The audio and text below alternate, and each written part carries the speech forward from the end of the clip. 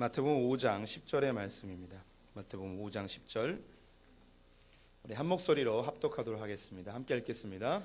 의를 위하여 박해를 받는 자는 복이 있나니 천국이 그들의 것임이라. 함께 읽습니다. 한 번 더 읽습니다. 의를 위하여 박해를 받는 자는 복이 있나니 천국이 그들의 것임이라. 아멘. 네, 우리가 팔복에 대해서 함께 보고 있는데요. 오늘 그 마지막 시간입니다. 하나님께서 우리에게 말씀하시기를 의를 위하여 박해를 받는 자가 복이 있다고 합니다. 이 복은 천국을 소유하는 복입니다. 이 박해는 우리가 별로 좋아하는 게 아닙니다. 박해라는 뜻은 추격하다, 박해하다 이런 뜻이 있습니다. 이것을 합치면 끝까지 추격해서 괴롭히는 것을 박해라고 이야기를 하는 것이죠. 예수를 믿게 되어지면 우리가 경험하게 되어지는 것 중에 하나가 바로 이 고난, 박해입니다. 박해는 어떤 종류가 있을까요? 성경에는 오늘 이 본문에 팔복에서 특이한 게 다른 것은 설명하는 구절이 없는데 이 10절에 있는 8번째 복만은 뒤에 이 설명하는 구절이 있습니다. 이 설명하는 구절 11절과 12절을 같이 한번 읽어보도록 하겠습니다. 11절, 12절 같이 읽습니다. 나로 말미암아 너희를 욕하고 박해하고 거짓으로 너희를 거슬러 모든 악한 말을 할 때에는 너희에게 복이 있나니 기뻐하고 즐거워하라. 하늘에서 너희의 상이 큼이라. 너희 전에 있던 선지자들도 이같이 박해하였느니라. 아멘. 오늘 이 10절과 11절, 12절을 표로 만들면 조금 더 이해하기 쉽습니다. 그래서 의를 위하여 박해를 받는 자가 천국이 그들의 것이 된다고 합니다. 밑에 있는 11절, 12절을 정리하면 이렇습니다. 나로 말미암아 너희를 욕하고 박해하고 거짓으로 악한 말을 할 때에는 큰 상을 받을 것이다 라는 것이죠. 그래서 의를 위하여 박해받는 것과 예수 그리스도를 위하여 박해받는 것은 동일한 내용입니다. 박해엔 두 종류가 있는데요. 언어적 박해와 육체적 박해로 나누어지게 됩니다. 천국이 그들의 것이라고 이야기하는데요. 상이 큼이다 라고 되어 있습니다. 이 두 가지는 같은 거겠죠. 그래서 우리 성도님들 성경 읽을 때에 너희의 상이 크다라는 표현이 사복음서에 종종 나옵니다. 근데 이것이 물질적 개념에 크고 많고 적고 없고 뭐 이런 개념으로 이해하시는 것은 옳지 않습니다. 여기서 정확하게 표현해 주고 있습니다. 너희 상이 큼이다라는 뜻은 무엇이냐면 천국을 얻게 되어진다는 뜻입니다. 다시 말씀드리겠습니다. 하나님의 복은 크고 적고가 없습니다. 얼만큼 내가 주님의 말씀대로 살아서 누리는가의 차이는 있어도 예수 믿으면 더 많이 받고 덜 받고 뭐 이런 거 없습니다. 잘 보세요. 상이 크다는 뜻은 뭐라고요? 천국을 얻게 된다는 뜻입니다. 성경 읽으실 때 유념하셔서 읽어주시면 감사하겠습니다. 이것만 가지고 나중에 또 이렇게 그 설교를 할 기회가 있을 텐데요. 성경에서 상이 크다라는 건 천국을 얻는 것이구나. 이 정도만 오늘 기억해 두시면 좋을 것 같습니다. 우리 성도님들 살면서 박해를 좀 받아보셨나요? 살면서 좀 예수 믿는 것 때문에 고난을 좀 받아보셨는지요? 성경은요 참 이중적이고요, 굉장히 좀 모순적입니다. 우리가 오늘 읽은 의를 위하여 핍박받는 자 바로 위에 뭐가 있냐면 화목해하는 자가 있습니다. 화목해하는 것은 모든 사람에게 내가 손해보고 나누어주고 화평, 피스, 평화를 유지하는 거잖아요. 그럼 모든 사람하고 화목하게 지내면 내가 핍박받을 일이 있을까요, 없을까요? 없겠죠. 그런데 성경은 바로 윗구절에 화목하게 지내라, 화평하게 하라, 피스메이커가 되라 라고 하고서 그 다음 구절에 예수를 믿게 되어지면 너희가 핍박을 감당해야 된다라고 이야기합니다. 왜 이렇게 모순된 이야기를 할까요? 우리가 믿고 있는 이 기독교는요 두 가지 진영으로 크게 나눠져 있는데요. 하나를 우리가 믿고 있는 복음주의 진영이라고 이야기합니다. 반대의 진영을 이제 WCC라고도 하고 세계 교회 협의회라고도 이야기합니다. 또 다른 분은 이제 자유주의라고도 이야기를 하는데요. 우리 성도님들 요즘 세상을 이렇게 바라보시면 사람들이 간절히 원하는 것이 이제 평화입니다. 이전까지 많은 사람들이, 많은 나라들이, 많은 국가와 이념과 종교들이 많은 싸움을 해왔습니다. 그래서 좀 전쟁이 없는 세상, 평화로운 세상을 꿈꾸었습니다.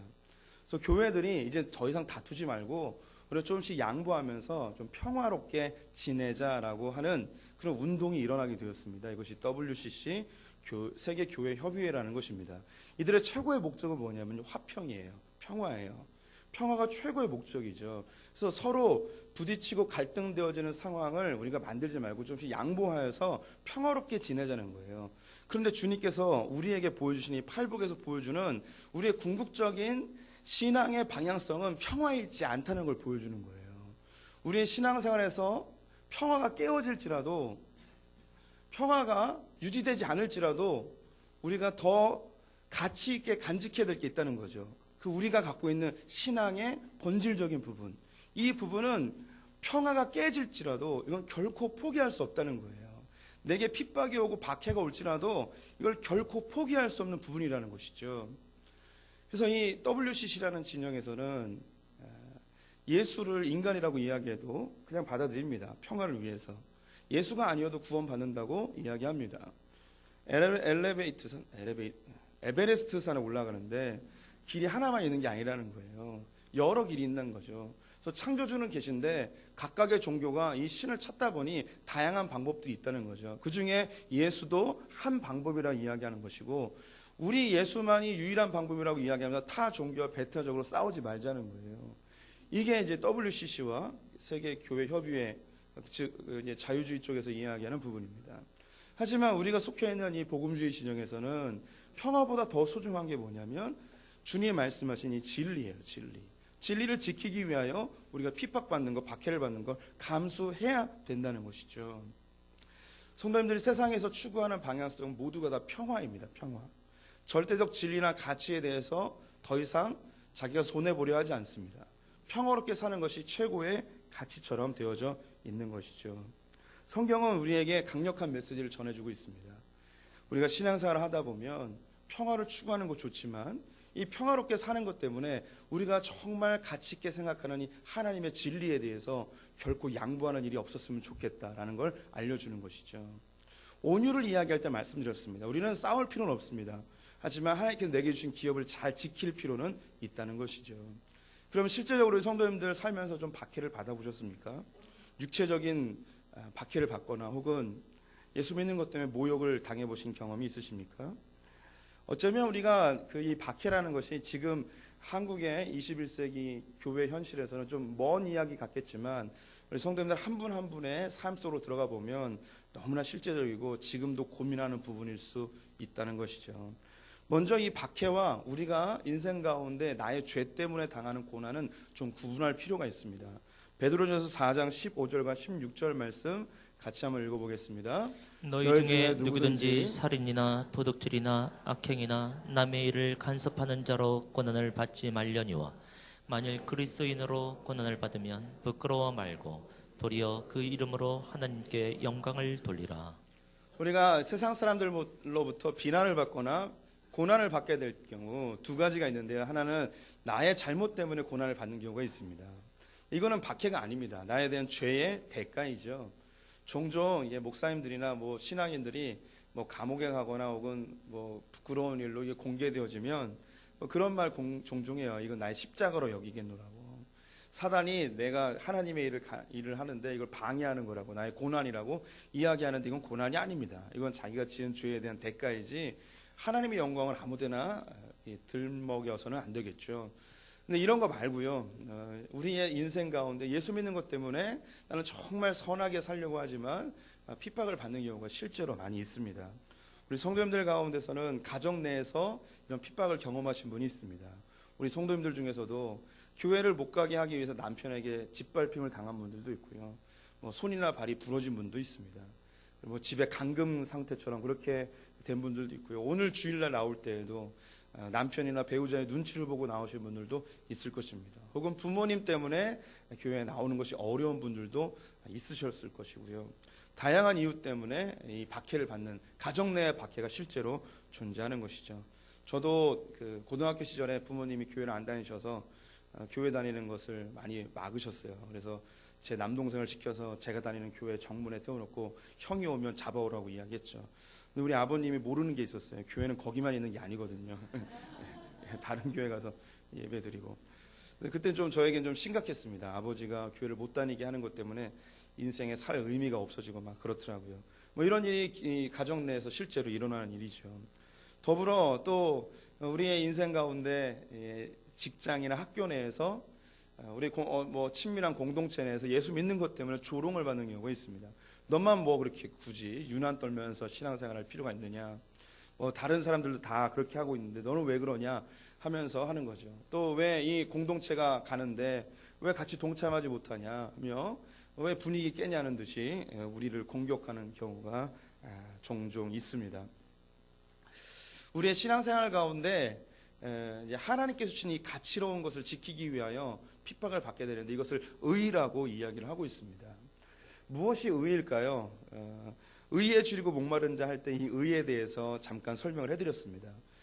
결론부터 말씀드리면 이 의는 하나님과의 관계입니다. 모든 관계에는요 마땅히 지켜야 될 도리가 있습니다. 부모와 자식 간에 도리라는 게 있고요. 친구 사이에도 의리, 도리라는 게 있고요. 연인과 부부 사이에도 마땅히 지켜야 될 도리가 있습니다. 이 도리를 지키지 아니하면 관계가 깨어져 버리죠. 하나님과 우리 사이에도 긴밀한 관계로 이루어져 있습니다. 하나님은 우리를 단순히 그냥 이 땅의 로봇으로 만들지 않았습니다. 그리고 우리는 하나님을 다른 종교처럼 인격이 없는 그런 신으로 섬기는 분이 아닙니다. 하나님과 우리는 아버지와 아들로 백성과 왕으로 신랑과 신부로 이렇게 아주 끈끈하게 맺혀진 인간적 관계입니다. 그래서 하나님은 우리와의 관계 속에서 마땅히 지켜야 될 도리에 대해 이야기합니다. 그래서 이 성경의 말씀이 바로 그거예요. 우리 성경에 있는 이야기들은요 우리 성도님들을 불편하게 하거나 귀찮게 하라는 게 아닙니다. 여기 나와 있는 이 말씀들은 하나님과의 관계를 잘 유지하기 위한 방법을 알려주는 거예요. 하나님은 신실하시고 변함없으시고 시건치 않으시고 인생이 아니시기 때문에 하나님은 한 번도 우리를 향한 도리를 어겨본 적이 없어요. 단지 우리가 하나님께 향한 도리를 어긴 것뿐입니다. 그래서 의에 줄이고 목마른 것, 이것은 뭐냐면 하나님과의 관계를 위해 애쓰는 것, 이 땅 가운데 하나님의 통치와 다스림이 임하기를 간절히 바라는 것. 의를 위하여 박해를 받는다는 건 뭐냐면 이 땅의 흐름대로 살지 아니하고 하나님과의 관계를 추구하다 보니 이게 더 가치 있게 생각되다 보니 이 세상과 충돌하여서 우리가 박해를 받는 거예요. 그래서 우리 성도님들 직장 생활할 때 뭐 술을 먹거나 이런 문제 있습니다. 우리 크리스찬들에게 이 술의 문제는 굉장히 중요하고 어려운 문제입니다. 왜냐하면 여기서 신앙이 좋고 나쁘가 거의 판결되는 경우가 많이 있거든요. 하지만 술은 구원과 관련된 것은 아닙니다. 술 먹는다고 해서 지옥 가는 거 아니고 술 하나도 안 먹는다고 해서 뭐 천국 가는 거 아니죠. 근데 여기서 중요한 부분이 있습니다. 무엇인가? 내가 술을 먹음으로 인해서 하나님과의 관계에 유익이 되는가를 살펴볼 필요가 있는 것이죠. 하나님과의 관계에 유익이 안 되어지고 내가 죄로 인하여 심각한 죄책감에 시달리고 이 술로 인하여서 나의 관계가 깨어지고 이렇게 되어진다면 술에 대해서 좀 고민할 필요는 있습니다. 하지만 반대의 경우도 있겠죠. 이 술로 인하여서 관계가 좋아지는 뭐 이런 게 있나? 하나님과 성찬식 때 열심히 드시고요.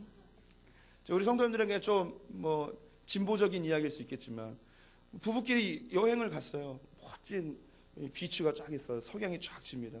그래서 테이블이 있어요. 테이블 위에 뭐가 있어야 될까요? 예, 그렇죠. 다들 해보신 거예요. 뭐 설렁탕이나 국밥 뭐 이런 거 아니고 거기 뭐가 필요하냐면 와인이 포도주가 있어야겠죠. 그러면 부부끼리 저는 우리 성도님들에게 좀 진보적으로 이야기하면 부부끼리는 뭘 해도 괜찮아요. 부부끼리 합의가 되면 뭘 해도 괜찮아요. 죄 짓는 거 빼고 다 하세요. 하나님 안에서 다른 데서 못하는 거 부부끼리 열심히 하는 거예요.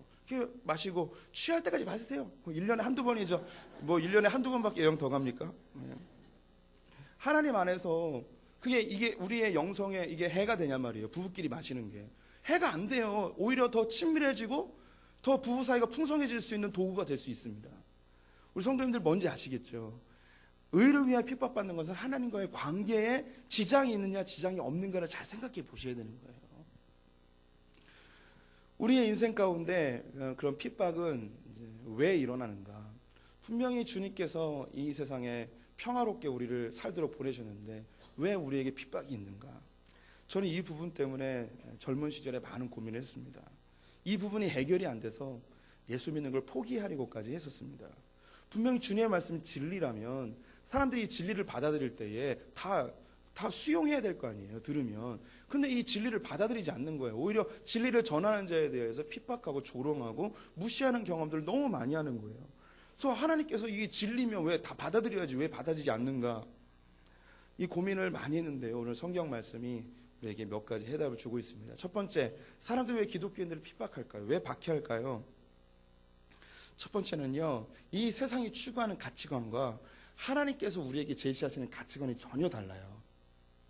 이 세상의 가치관을 물질주의라고 이야기합니다. 물질주의라는 건 뭐냐면 물질로부터 힘을 얻는 거예요. 우리가 그 밥 있잖아요. 밥에 힘이 있듯이 이 물건에 힘이 있어요. 모든 물체는 에너지가 있습니다. 그래서 이 에너지를 소유함으로 인해서 안정감과 성공을 누립니다. 그래서 이 물질을 통해서 힘을 얻는 것을 물질주의라고 합니다. 반대로 하나님께서 주시는 성경적 가치관은 뭐냐면 모든 힘의 근원이 물질이 아닌 물질을 만드신 하나님께로부터 온다는 거예요. 그래서 하나님을 의지하는 게 우리의 가장 강력한 안정감이며 강력한 힘이 에너지가 되는 거예요. 그래서 이 세상의 가치관과 하나님의 가치관은 전혀 달라요. 그러다 보니 이 세상의 가치관이 우리를 바라볼 때 이해를 잘 못해요. 그래서 이 세상 사람들은 우리를 좀 이상한 사람, 외계인 정도로 볼 때가 많이 있습니다. 왜? 우리를 이해하지 못하기 때문에. 가치관이 다르기 때문입니다. 이럴 때 어떻게 될 것인가? 사도행전 17장 22절과 23절 말씀을 같이 한번 읽어보도록 하겠습니다. 함께 읽겠습니다. 바울이 아레오바고 가운데 서서 말하되 아덴 사람들아 너희를 보니 범사에 종교심이 많도다. 내가 두루다니며 너희가 위하는 것들을 보다가 알지 못하는 신에게라고 새긴 단도 보았으니 그런즉 너희가 알지도 못하고 위하는 그것을 내가 너희에게 알게 하리라. 사도 바울이 아테네에서 전도를 할 때에 아테네 사람 굉장히 철학적이었거든요. 그리고 그들은 신을 숭배하는 종교심이 아주 많았습니다. 근데 그들은 알지 못하는 신에게까지 경배를 하고 있었습니다. 그들이 갖고 있는 이방의 가치관 속에서 기독교 가치관을 가지고 들어간 거예요. 이때에 바울이 했던 태도가 뭐냐면 그들에게 알게 하는 것입니다. 그래서 우리를 핍박할 때 이건 우리를 잘 이해하지 못하고 우리의 가치관을 알지 못하는 것 때문에 우리를 핍박하는구나, 이렇게 판단이 되시거나 어떻게 해야 되는가 싸우지 마시고 우리가 믿고 있는 가치관에 대해서 설명을 해주셔야 됩니다. 그럼 설명이 잘 안 된다, 그러면 성경 공부하시면서 이걸 배워 가시는 거예요. 한국 사회에서 가장 심각하게 충돌되어지는 가치관의 문제는 뭐냐면 제사입니다. 제사. 이 기독교는 유교적인 그 가치관과 많이 비슷합니다. 하나님이 한국 사회 조선을 허락하신 유교를 바탕으로 한 조선을 허락하시면 굉장히 큰 축복입니다. 왜냐하면 기독교가 들어왔을 때 충돌되는 부분이 제사 외에는 거의 없습니다. 근데 이 제사도 유교적인 배경에서 나온 건 아니에요. 유교는 효를 중요시하는데 한국 사회에서 이 유교가 갖고 있는 독특한 특성이 뭐냐면 유교는 종교가 아니에요. 종교가 아니어서 조선왕조 500년 동안 이 신앙, 종교의 영적인 것에 공허함이 있었어요. 그래서 뭐든지 붙들고 싶었습니다. 그때에 신이 없다 보니까 죽은 아버지, 어머니를 숭배하기 시작하였습니다. 그래서 그 맨 처음에 이야기했던 이 유교 사회의 이 종묘 재직과 우리가 지금 하고 있는 제사 문화는 많이 달라요. 이걸 이제 사령 숭배라고 하는데 죽은 사람을 숭배하는 거예요. 우리 성도님들 객관적으로 우리가 생각을 해봅시다. 우리가 기독교인 걸 빼버리고 죽은 아버지 엄마가 힘이 세겠습니까? 부처님이 세겠습니까? 생각해 보세요. 우리 엄마 아빠가 세겠어요? 부처님이 세겠어요? 부처님이 세겠죠. 귀신이 세겠습니까? 부처님이 세겠습니까? 그렇죠. 부처님이 부적 쫙 해서 딱 붙여주면 귀신들 다 물러가잖아요. 왜 공감이 안 되세요? 부처님을 신으로 인정하는 걸 부담스러워하시는 분들도 있을 텐데, 또 그러면 우리 걸로 해봅시다. 죽은 엄마 아빠가 힘세겠습니까? 하나님 힘세겠습니까? 하나님 힘세겠죠. 이게 객관적으로 생각해도 죽은 엄마 아빠에게 소원을 빌고 그분들이 우리의 삶에 복과 저주를 영향을 준다고 생각하는 이것은 굉장히 원시적인 종교로부터 시작이 된 거예요. 그래서 조금 더 고등 종교에서는 그런 죽은 사람을 숭배하지 않아요. 힌두교, 불교, 이슬람 그 외의 종교들이 죽은 사람을 숭배하잖아요. 각자의 신이 있거든요. 근데 이 조선 사회에는 왜 조상을 숭배했냐면 신이 없었기 때문입니다. 신이 없었기 때문에. 너무 감사한 건 뭐냐면 조선 왕조가 마무리될 때쯤에 기독교가 들어왔죠. 종교가 없고 신이 없었던 사회 속에 기독교가 확 들어오니까 사람들이 다 뭘 붙잡았냐면 기독교를 확 붙잡아 버린 거예요. 나중에 기회가 되면 이 부분을 더 자세하게 설명을 해드릴게요. 너무나 감사한 일이에요. 그래서 이 땅이 조상을 숭배하는 건 죽은 자를 숭배하는 것이지 효도와는 관계가 없습니다. 효도와는 관계가 없어요. 이런 것들을 기독교적 가치관에서 알려주는 거죠. 우리의 인생 가운데 진짜 신앙생활의 이 방향성은 뭐냐면 우리의 가치관을 바꾸는 거예요. 우리가 이 세상에서 물들어 살던 문화, 교육, 사상, 우리의 습관들로 인하여 우리가 쩌들어 있던 이 세상적 가치관을 하나님의 나라의 질서로 바꿔가는 게 우리의 목표예요. 그래서 예수님께서 우리를 세례를 주잖아요. 물속에 쳐박아 놓는 거예요. 왜냐하면 거기서 죽어버리라는 거죠. 주님이 정말 물속에 담고 싶은 건 우리 몸뚱아리가 아니에요. 뭘 바꾸고 싶은 걸까요? 우리의 머리. 그러니까 주님이 우리의 머리를 빠개서 뇌를 꺼내서 물에다 확 씻어가지고 딱 눕고 싶은데 그거 하면 우리가 다 뒤져버리잖아요. 그러니까 그걸 못하니까 그냥 물속에 눕는 거예요. 우리 성도님이 진짜 해야 될 일이 뭐냐면 이 머리를 바꿔야 되는 거예요. 예. 우리가 아주 습관적이고 자연스럽게 생각나는 것들이 우리 성도님들, 제가 좀 과격하게 이야기해서 성도님들이 생각하는 모든 게 틀렸다고 보시면 돼요. 우리 성도님이 생각하는 모든 게 틀렸다고 보시면 돼요. 저는요, 저를 포함해서요, 제가 성도님들에게 자주 이야기합니다. 저는 뭘 생각할 때 내가 무조건 틀렸다고 생각을 합니다. 무조건 틀렸다고 생각을 하고 그때부터 주님이 뭐라고 말씀하시는지 그걸 찾아요. 근데 우리는 아주 쉽게 내가 생각하기에 맞다고 생각하고 하나님의 말씀을 끼워 맞춰버립니다. 이런 분은 그래도 좀 나은 분이에요. 그냥 내가 생각하기에 맞는 건 줄 알고 그냥 쭉 가요. 쭉 가다가 후회하죠. 성도님들에게 성공하는 비결을 알려드릴게요. 우리 뇌를 씻으시면 됩니다. 그걸 뜯어가지고 하나님의 말씀으로 이걸 씻어서 다시 집어넣으세요. 두 번째, 우리가 세상으로부터 왜 핍박, 박해를 받는가? 두 번째는 교회에 대한 나쁜 감정, 상처를 받았거나 하나님과 예수님에 대한 증오심이 있는 사람들이 기독교인들을 박해합니다. 그래서 우리 성도님들 사회 사람 만나게 되면 기독교를 너무너무 싫어하는 사람이 있어요. 기독교를 그냥 개독교라고 부르고 목사를 목사 새끼라고 부르고 그냥 교회 다니는 사람들을 완전히 무시해버리고, 인터넷으로 좀 하시는 분들은요, 교회에 대한 관련된 기사가 뜨면요, 그 밑에 기독교를 욕하는 글이 막 몇만 개씩 달립니다. 이렇게 이제 교회에 대해서 부정적인 생각을 갖고 있는 분들의 공통점이 뭐냐면 교회로부터 상처를 받거나 혹은 하나님께 뭔가를 구했는데 하나님이 자기를 실망시켰거나 이런 증오감 때문에 교인들에 대하여 같이 박해를 하게 되어집니다. 이런 경우 어떻게 될까요? 로마서 12장 17절과 18절 말씀을 같이 읽어보겠습니다. 아무에게도 악을 악으로 갚지 말고 모든 사람 앞에서 선한 일을 도모하라. 할 수 있거든 너희로서는 모든 사람과 더불어 화목하라. 성경은 기독교를 또 성도들을 비난하는 사람들에서 악을 행하는 사람들에서 악으로 갚지 말라고 합니다. 같이 싸우지 말라는 거예요. 그럼 어떻게 얘기했어요? 선한 일을 도모하라고 이야기합니다. 댓글 다는 분들 밑에다가 너나 뒤져라 막 이렇게 쓰지 마시고요. 그분들 사랑하고 축복합니다 라고 써주시고요. 그리고 손목 아프실 테니 오셔서 제가 안마해드릴게요 막 이렇게 하시고요. 기독교에서 개거풀면서 막 욕하는 사람이 있으면 바카스 한 병 주시면서 목마르시지 하면서 드리는 거예요. 이렇게 선을 도모하는 일, 할 수 있거든 모든 사람과 화목하게 지내는 것. 이분들을 바꿀 수 있는 방법이 뭘까요? 이분들은 설득이 안 돼요. 감정이 상하면요 설득이 되질 않아요. 이분들은요 감정이 상했으면 따뜻한 감정으로 대할 때만이 이분들이 바뀌게 되어집니다. 그래서 기독교를 비난하는 사람이 있으면 같이 개거품 불면서 싸우지 마시고 안마도 좀 해주시고 바카스도 하나 주시고 특정 업체를 말씀드려서 죄송합니다. 커피나 이렇게 하나 주시고 이러시면 좋을 것 같아요. 세 번째는요, 기독교인들을 박해하는 이유가 기독교인들이 다른 세상 사람들보다는 조금 더 착하게 살아요. 이 착하게 사는 것 때문에 그들이 그 마음 속에, 양심 속에 죄책감이 듭니다.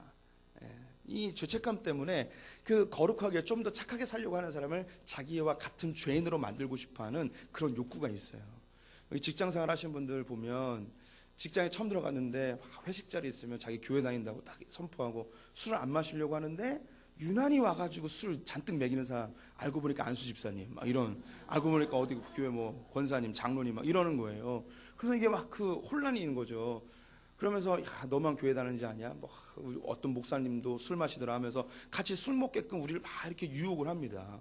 이것 외에도 저도 이제 초등학교, 중고등학교 같이 교회를 다녔는데 교회에 보면 꼭 이상하게 노는 그 선배들이 있어요. 그러면 경건하게 기도와 말씀으로 살려고 하는 저를 꼬드겨가지고 막 이상한 비디오 보자고 막 그러고 어디 가자고 막 그러고 막 그래요. 저는 이제 주의 말씀으로 사탄아 물러가라 막 이렇게 안타깝지는 못했어요. 네.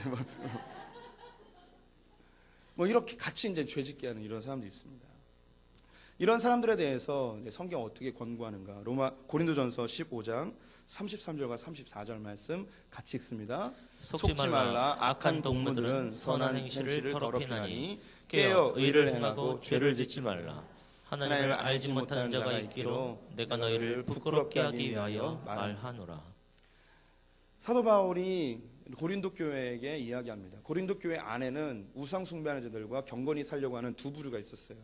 근데 자꾸 이 우상 숭배하는 자들이, 우상의 재물을 막 먹는 자들이, 경건하지 못한 자들이 경건한 사람들을 자꾸 꼬시는 거예요. 왜 그러냐면 같이 죄짓자는 거예요. 그래서 같이 동급으로 만들자는 거예요. 그때에 바울이 이야기합니다. 속지 말라고. 악한 동무들에 의하여서 너희의 선한 행실을 더럽히지 말라고. 너희가 추구하고 있는 그 가치, 너희가 추구하고 있는 그 진리, 그걸 훼손하는 일을 좀 하지 말라는 거예요. 그래서 깨어 있으라는 거예요. 죄짓지 말라는 거죠. 하나님과 관계가 형성되는 일에 좀 더 집중하라는 거죠. 그래서 뒤에 있는 구절이 굉장히 중요합니다. 내가 너희를 부끄럽게 하기 위하여 말하노라. 우리의 착한 행실로 인하여서 믿지 않는 사람들이 정죄감을 갖습니다. 그러면 그들의 양심이 자극되어서 조금 더 밝은 사회, 정직한 사회, 조금 더 하나님의 진리가 있는 사회를 그들이 조금 더 살 수 있는 거죠. 근데 우리가 양보하기 시작하면 세상은 점점 더 악해지는 것이죠. 바울이 이 이야기를 할 때 제 마음이 굉장히 찔렸습니다. 왜냐하면 바울은 뭐라고 이야기하냐면, 성도들아, 너희들이 찔리게 하기 위해서, 부끄럽게 하기 위해서 내가 이걸 말한다. 바울을 보면서 성도들이 부끄러움을 느끼는 거죠. 제가 소망하는 게 있다면 저를 보면서 우리 성도들이 부끄러움을 느끼길 바라는 거예요. 내가 목사님처럼 살아야 되는데, 내가 목사님처럼 못 사는구나, 이렇게 부끄러움을 느껴야 되는데, 우리 성도들의 머릿속에 내가 그래도 목사보다 낫지 라는 생각이 든단 말이에요. 예. 목사들이 얼마나 나쁜 짓을 많이 했으면 내가 그래도 목사보다 낫다는 생각이 우리 성도들 안에 있는 거죠. 이게 슬픈 거예요, 슬픈 거. 우리 성도들이 저를 보면서 부끄러움을 느끼시나요? 아니면 만만해 보이시나요? 예. 제 소망함이 우리 성도님들이 저를 보면서 그래도 내가 좀 더 거룩하게 살아야지, 내가 그래도 좀 더 의롭게 살아야지, 이런 생각이 들 수 있게 하는 것이 저의 삶의 방향입니다. 우리 성도님들도 마찬가지예요. 성도님들이 세상에 나가게 되어지면 우리 성도님들이 완벽하게 사는 건 아니에요. 하지만 세상 사람들보다는 좀 나아요. 세상 사람들에게 정죄감이 들게끔 사셔야 되는 거예요. 사람들이 우리를 핍박하잖아요. 난 특별히 잘못한 게 없는데. 그럼 성도님 생각하십시오. 아, 저 사람들이 지금 정죄감을 느끼고 있구나. 그래서 나로 하여금 똑같이 죄짓게 하려 하는구나. 내가 지금 잘 살고 있구나 라고 생각하셔도 좋을 것 같습니다. 우리의 인생 가운데 하나님께서 내가 이것 좀 한다고, 내가 술 한 번 안 먹는다고, 내가 이것 좀 정직하게 한다고, 이것 좀 부정부패 범하지 않는다고 세상이 뭐 그렇게 밝아질 것인가? 그렇지 않아요. 오늘 이 본문 이 팔복 그 다음에 바로 뭐가 나오냐면 소금과 빛에 대한 이야기를 하고 있어요. 우리에게 이야기하는 건 너희는 세상의 소금이다, 너희는 세상의 빛이다. 별것 아닌 것 같지만 우리 그리스도인으로서 이 세상 사람들에게 양심의 자극이 되어지는 일을 하나씩 해나가다 보면 이 세상이 하나님이 기뻐하시는 질서로 통치되는 세계가 곧 온다는 것이죠. 천국이 임하게 된다는 것이에요. 살 수 있거든. 우리 성도님들 너무 부담 갖지 마시고요, 조금만 더 깨어있기를 권면드리고 싶습니다. 네 번째, 왜 기독교인들은 핍박을 받게 되어질 것인가? 이건 영적 전쟁이기 때문입니다. 공중권세 잡고 있는 사탄은요, 하나님의 나라가 확장되는 것을 싫어합니다. 복음이 증거되는 것을 싫어합니다. 그래서 사탄이 아주 계획적이고 치밀하게 기독교인들이 이 땅의 소금과 빛의 역할을 감당하지 못하게 하기 위하여 끊임없이 언어적으로 육체적으로 핍박을 가하고 있습니다. 요한복음 15장 18절과 20절 말씀 같이 한번 읽어보겠습니다. 세상이 너희를 미워하면 너희보다 먼저 나를 미워한 줄을 알라. 내가 너에게 종이 주인보다 더 크지 못하다 한 말을 기억하라. 사람들이 나를 박해하였은즉 너희도 박해할 것이요, 내 말을 지켰은즉 너희 말도 지킬 것이라. 이 세상은 공중권세 잡은 사탄은 예수 그리스도를 싫어합니다. 왜? 그분은 사단의 머리를 박살내기 위해 오셨기 때문입니다. 그래서 이 땅 가운데 하나님 나라가 이루어지는 것을 싫어합니다. 끊임없이 박해하죠. 요한계시록에 나오는 것이 뭐냐, 마지막 때에 예수 그리스도께서 다시 재림하셔서 그리스도인들을 핍박하는 그 원수의 세력들을 완전히 박살내셔서 하나님 나라를 완성하시는 장면으로 끝이 나게 되어지죠. 우리 성도님들, 인류 역사 가운데 기독교가 가장 많이 핍박받는 때가 언제인지 아십니까? 아시는 분도 있겠지만 많은 분들이 초대교회라고 생각하는 분들이 있습니다. 그렇지 않습니다. 기독교가 가장 많이 핍박받고 있는 때는 언제냐? 바로 지금입니다. 매년마다 기독교가 박해받고 있는 지도가 발간이 되어지는데요. 이게 올해 발간되어진 기독교 박해 순위입니다. 붉은색이 박해가 심한 곳인데요. 1위가 어디냐면요, 우리의 이웃인 북한입니다. 2위가 소말리아고요, 3위가 이라크고요. 4위가 시리아, 5위가 아프가니스탄입니다. 이런 나라들이 지금도 심각한 핍박을 받고 있습니다. 노란색으로 칠해진 곳 역시 심각하진 않지만 기독교 신앙이 전혀 전파되지 못하는 위협받고 있는 지역이기도 합니다. 통계에 의하면 정확한 통계입니다. 하루에 500명의 그리스도인들이 예수를 믿는다는 이유 때문에 죽음을 당하고 있습니다. 연간 20만 명이 죽고 있습니다. 비공식 통계는 연간 200만 명 정도의 기독교인들이 학살을 당한다는 통계도 있습니다. 그 숫자는 중요하지 않고요. 지금이 가장 심각한 위기의 상황이라는 것이죠. 지금 우리 한국 땅은요, 이런 육체적인 핍박은 존재하지는 않습니다. 왜냐하면 우리 믿음의 선배들이 피값을 흘림으로 많은 순교와 박해를 통하여서 이 나라의 하나님 나라가 이루어졌기 때문에 우리는 자유롭게 신앙생활을 할 수 있습니다. 하지만 사단은 복음이 증거되지 않게 하기 위해서 지금도 끊임없이 미혹하고 있습니다. 지금 젊은 청소년들에게는 입시와 각종 중독과 게임과 인터넷 등으로 하나님과 점점 멀어지고 있습니다. 우리 젊은이들은요, 취업과 음란과 향락과 각종 중독 게임에 의해서 하나님과 점점 멀어지고 있습니다. 기성세대들 역시 삶의 먹고 사는 문제와 다양한 향락과 중독의 문화 때문에 하나님과 멀어지고 있습니다. 또한 이 세상은 먹고 사는 문제 때문에 진리 아닌 것들을 너무나 무감각적으로 받아들이고 있습니다. 이번 달에 전라도 익산에 이슬람 사람들이 먹을 수 있는 이슬람 율법에 의하여 만들어지는 음식인 할랄을 만드는 그런 대단히 식품공단이 조성되기 시작하였습니다. 기독교는 점점 세력이 약해져 가고 있는데 이슬람은 한국 사회에 점점 강력한 세력으로 지금 자리를 매김하고 있습니다. 이 정부는 잘 먹고 잘 사는 것 때문에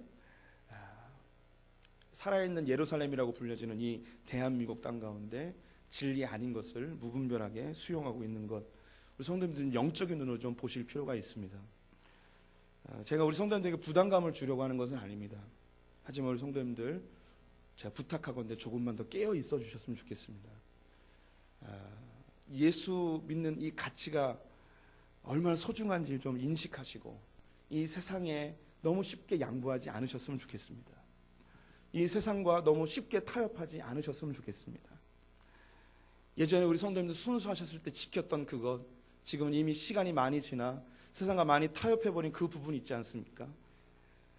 오늘 이 설교가 좀 자극이 되신다면 오늘부터라도 좀 더 깨어서 주님 앞에 의롭게 살기를 애쓰는 분들이 되셨으면 좋겠습니다. 제가 소망하기는 제가 우리 성도님들에게 자극이 되고 우리 성도님들을 부끄럽게 하는 존재가 되고 싶습니다. 제가 더 애쓰겠습니다. 더 하나님 앞에 거룩하게 그렇게 살겠습니다. 근데 저는 자랑할 만한 게 없어서 그게 부끄럽죠. 근데 우리 성도님들에게 부탁드리고 싶습니다. 세상 사람들을 부끄럽게 할 수 있는 그런 하나님의 거룩한 백성들 되어주셨으면 좋겠습니다. 우리 성도님들에게 자극이 될 만한 목사님을 소개하고 싶지만 지금 있는 분들보다는 좀 지났지만 모든 한국 기독교인들에게 그리고 저에게 큰 자극이 되시는 주기철 목사님을 소개시켜드리고 싶습니다.